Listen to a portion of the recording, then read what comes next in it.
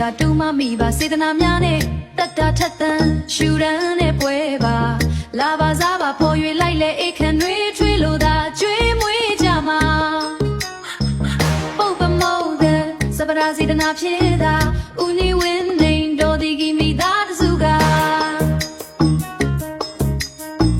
ကုသိုလ်ပြုလို့ပါစေရဲ့ချမ်းသာရုပ်အလှမျက်နှာရွေး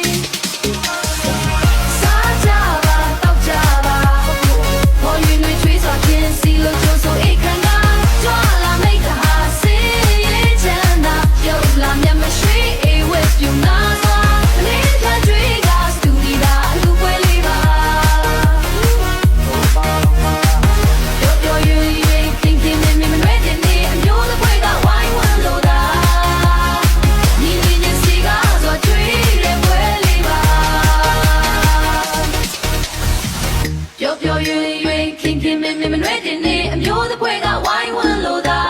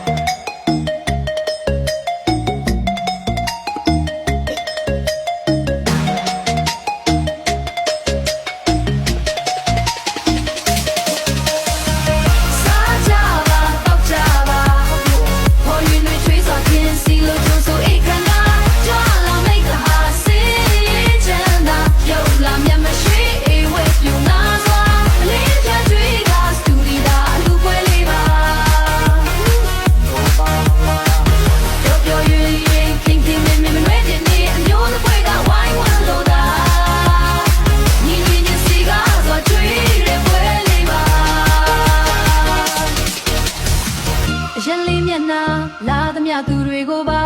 စေတနာထားကတရာကြီးဖြူစွာကြွေးကြမှာထိုကြောင့်မြေတွင်ကစတူဒီသာအလူပွဲလေးပါ